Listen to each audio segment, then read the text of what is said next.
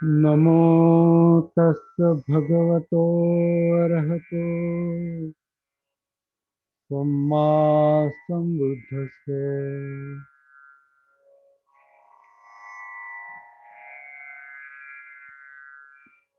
धम्मपद और सती साधना के अंतर्गत आज हम यमक वग्गों के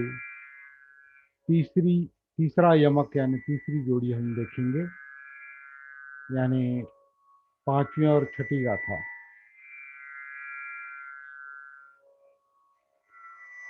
नहीं वेरे न वेरानि सम्मन्ति कुदाचनं अवेरेण च सम्मन्ति एष धम्मो सनातनो।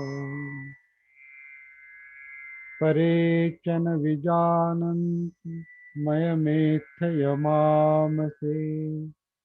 ये च तत्थ विजानन्ति ततो सम्मन्ति मेधगा।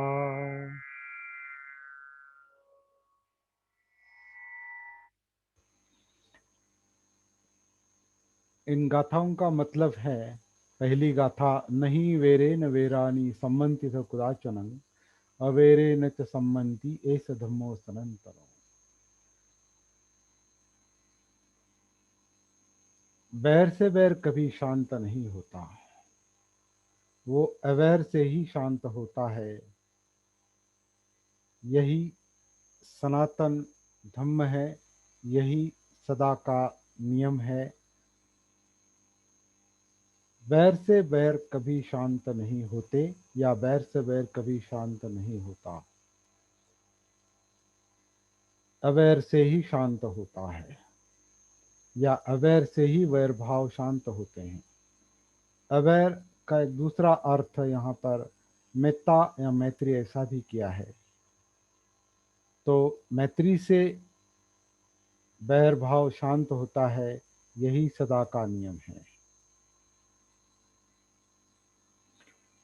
परे च न विजानन्ति मयमेत्थ यमामसे ये च तत्थ विजानन्ति तथा ततो सम्मन्ति मेधगा। परे च न विजानन्ति, अन्य लोग ये नहीं जानते कि हम इस संसार से चले जाने वाले हैं, इस संसार में हम नहीं रहेंगे। जो ये जानते हैं, जो जो इसका भान रखते हैं, जो इसकी सती रखते हैं, जागृति रखते हैं, उनके सारे कलह शांत हो जाते हैं। तो बहुत महत्वपूर्ण गाथाएं हैं ये दोनों। बैर भाव, जैसे कि हमने पहली दो गाथाओं में देखा है, दूसरी जोड़ी जो है,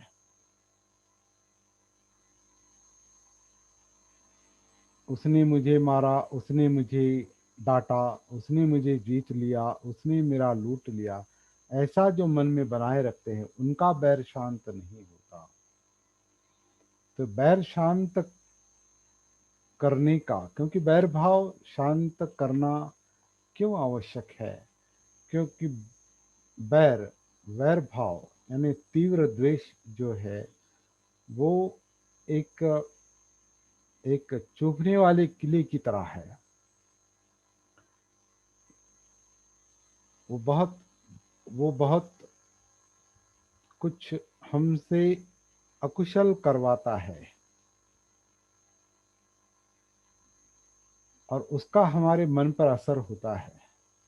बैर भाव जो है वो दुखदायक होता है, यातनादायक होता है, चूभता है, अस्थिर करता है, अशांत करता है, अस्वस्थ कर देता है, कायिक वाचिक और मानसिक स्तर पर हमको विचलित कर देता है, अशांत कर देता है, पूरे अस्तित्व को अशांत कर देता है।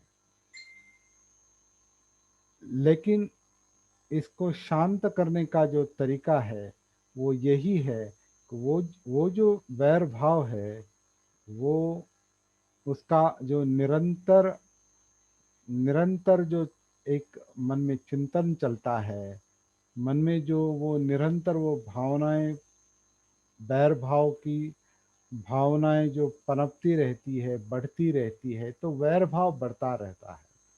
और जितना जितना वैर भाव बढ़ता रहता है, उतनी उतनी तकलीफ बढ़ती रहती है, उतना उतना हमारी अशांति बढ़ती रहती है, उतनी उतनी हमसे बुरे कर्म होने की एक संभावना निर्माण होती है, वाचिक लेवल पर और कायिक लेवल पर।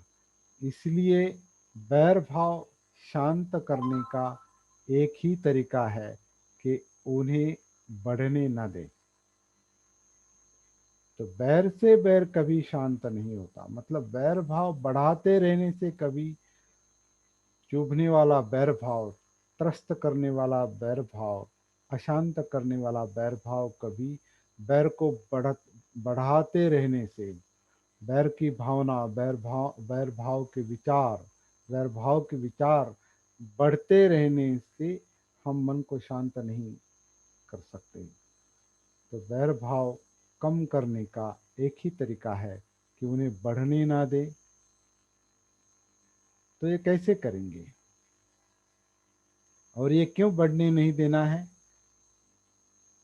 क्योंकि ये त्रस्त करने वाला है, विचलित करने वाला है। और ये एक सनातन नियम है, ऐसा कहा है। मतलब कभी भी ऐसा ऐसा कभी नहीं हुआ कि 2000 साल पहले किसी के मन में बैर आता था, बैर भाव बढ़ता था और उसका मन शांत रहता था। ऐसा कभी हुआ नहीं, आज भी ऐसा कभी होगा नहीं। अगर मन में वैर भाव निर्माण होता है, जब जब वैर भाव निर्माण होता है, तब तक मन अशांत होगा ही। तो ये सनातन नियम है, ये सदा से चलने वाला नियम है। इसमें एक निरंतर एक कार्य कारण भाव है। जब भी मन अशांत होता है बैर भाव के कारण, उसका मतलब वो है कि बैर भाव वो सतत कार्यरत है। तो उसे सतत कार्यरत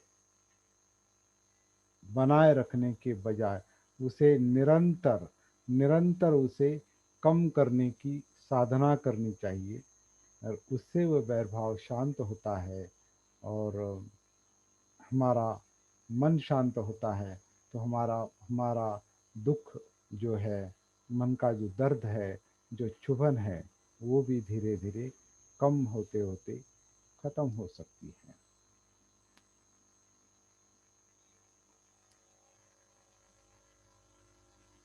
अगली गाथा जो है वो इसी से कनेक्टेड है, उसी से संबंधित है कि दूसरे लोग ये जानते नहीं कि हम इस संसार से चले जाने वाले हैं, हम इस संसार में नहीं रहेंगे। ये जिन जिन लोगों को इसका भान है, जिन लोगों की सती है, जो लोग ये जानते हैं, ये च तत्थ विजानंती, जब भी ये कोई ये जानता है कि हम इस दुनिया से चले जाने वाले हैं, हम इस संसार से चले जाने वाले हैं, जब भी ये समझ मन में उभर आती है, निर्माण होती है, जब भी मन इसके प्रति जाग जाता है, समझ जाता है कि हम इस संसार में चले जाने वाले हैं, तो उसके मन के कलह जो है या आपसी कलह जो है वो शांत होने लगते हैं। ये भी बैर भाव और कलह शांत करने का एक तरीका है। लेकिन ये जो भान है, ये जो सती है, यहाँ पर हमारे ये जो सती साधना और ये जो दो गाथाएं हैं, इनका सीधा संबंध है। ये हम देखने की अब कोशिश करेंगे, क्योंकि यही हमारा विषय है। धम्मपद का अभ्यास भी करना है। धम्मपद का पठन केवल करना नहीं है, धम्मपद की प्रैक्टिस भी करनी है। और इस प्रैक्टिस में सती साधना, जागृति की साधना किस तरह से लाभदायक हो सकती है, ये भी हम देखने वाले हैं। कि बैर से बैर शांत नहीं होता, ये तत्व बताया है, ये धम्म बताया है। लेकिन मन में बैर निर्माण होता है, मन में यानी चित्त में जो बैर भाव निर्माण होता है, और उसको लेकर मन में जो द्वेषमूलक बैर भाव की विचारधाराएं चलती है, चिंतन चलता है, जिसके प्रति बैर भाव है मैं ऐसे करूँगा वैसे करूँगा, उसको ऐसे पकड़ूंगा वैसे पकड़ूंगा, ऐसे उसको मारूंगा वैसे मारूंगा, ऐसे खत्म करूंगा वैसे खत्म करूंगा। इस तरह का जो मन में विचार चलता है उन बैर भाव के कारण, इसकी अगर सती नहीं है, इसकी अगर जागृति नहीं है, ये अगर महसूस नहीं होता कि हमारे मन में वो बैर भाव उत्पन्न हो रहा है और बढ़ रहा है, बढ़ता ही रहा है, इस इसकी अगर अनुभूति नहीं होती है, इसका अगर भान नहीं होता है, जागृति नहीं होती है, तो उसको कम करना बहुत कठिन काम है। पहली बात यह है कि हमारा अपने चित्त के साथ संपर्क बनाए रखने की साधना करनी चाहिए। और ये जो चित्त है ये हमारे काया में है, उसका परिणाम सुख दुख है, इसलिए काया के संपर्क में पहले आना पड़ता है। जो हमने सती साधना में देखा है आनापान सती सूत्र के आधार से, कि काया में पहले उतरना पड़ता है, सांस के आधार से काया में उतरना है। काया में जो सुख दुख है, उस खासकर जो दुख है उसका एक कारण ये वैर भाव है, और वैर भाव के पीछे द्वेष की भावना है, और द्वेष की भावना नहीं चाहिए। जैसे चित्त में चाहिए नहीं चाहिए, ये दो जो तनाव रहते हैं, उसमें नहीं चाहिए में द्वेष है, मुझे नहीं ही चाहिए, इसमें द्वेष है। द्वेष है तो अगर किसी के प्रति द्वेष है तो उसका रूपांतर वैर भाव में होता है, और वैर भाव यानी वो द्वेष भावना अगर उसका भान नहीं है तो बढ़ती रहती है, बढ़ती रहती है, बढ़ती रहती है, क्योंकि उसके मुताबिक मन में वो चिंतन चलता है, उसी पर ध्यान रहता है कि मैं ऐसे करूँगा वैसे करूँगा। बैर भाव पर बैर भाव में मन अटक जाता है, बैर भाव पर मन चिंतन करता है कि मैं ऐसे करूँगा वैसे करूँगा। तो ये जब तक कम नहीं होता, इसका जब तक पहले हमें भान नहीं होता, सती नहीं होती, तब तक ये बैर भाव कम नहीं हो सकता। और जब तक बैर भाव कम नहीं हो सकता, हमारा मन शांत नहीं हो सकता। और बैर भाव कम होना, इसका मतलब ही मेत्ता भावना है, मैत्री भाव है, कि मैत्री भाव में बैर भाव का अभाव होता है। तो ये एक ही सिक्के के दो पहलू है। एक तरफ वैर वैर भाव है, दूसरी तरफ अवैर भाव है, मतलब मिथ्या भावना है। तो इस तरह से हम इसे देख सकते हैं। दूसरी जो गाथा है वो भी आज के आज की परिस्थिति में बहुत इम्पोर्टेंट, बहुत महत्वपूर्ण है, कि परेचन विजानंति, दूसरे लोग ये जानते नहीं कि हम इस संसार से चले जाने वाले हैं। जो भी कोई जिस वक्त ये जानता है, एक तत्थ विजानंती, जिस समय जिस वक्त ये जानता है, उसके मन के जो उसके मन का जो कलह है वो शांत हो जाता है, उसके मन का जो द्वंद्व है वो शांत हो जाता है। मृत्यु मनुष्य को मृत्यु का एहसास, मृत्यु की अनुभूति, कि हम इस दुनिया से चले जाने वाले हैं, तो ये बोध, ये समझ मन को जागृत करती है, और कलह शांत हो जाता है, मन का कलह शांत हो जाता है। क्योंकि जब भान नहीं रहता, मृत्यु का भान नहीं रहता, तो ऐसा लगता है कि हम निरंतर जीने वाले हैं, जिंदा रहने वाले हैं। जिसको मृत्यु का भान नहीं रहता, ये जीवन की समाप्ति का जिसको एहसास नहीं, मृत्यु का जिसको एहसास नहीं, उसके उसके मन में हमेशा कलह और द्वंद्व रहता है। आज की परिस्थिति में इसको देखना बहुत ज़रूरी है। कोरोना के इस माहौल में कई लोग चल बसे हैं, हमारे नज़दीक के लोग चल बसे हैं, कुछ मित्र चल बसे हैं, कुछ अच्छे अच्छे, अच्छे और बुरे सभी लोग सभी लोग चल बस इसमें आए हैं। इसमें ऐसा नहीं कि मृत्यु केवल बुरे लोगों को ही उठा लेती है, अच्छे लोगों को भी उठा लेती है। सब लोग, या सब लोग इसमें हमें दिखाई देते हैं, अच्छे और बुरे लोग इस संसार में इसके कारण चले गए हैं। तो ये भी हमें जगाने वाला एक माहौल है। ऐसी परिस्थिति में इस गाथा का महत्व है। और जो लोग ये नहीं जानते, परेचन विजानंती, अन्य लोग ये नहीं जानते, जो लोग ये इस परिस्थिति को जागरूकती से नहीं देख रहे, जो गाफिल है, जो अजागरूक है, जिनको अपनी सती नहीं है, जिनको अपनी काया की सती नहीं है, वेदना चित्त मनोधम्म विचार प्रक्रिया की मतलब पूरे जीवन की जिन्हें सती नहीं है, तो वो सती, वो सती ना होने की अवस्था, वो गाफिल अवस्था इस सत्य को नहीं देखती कि हम इस संसार से, हम इस विश्व से चले जाने वाले हैं।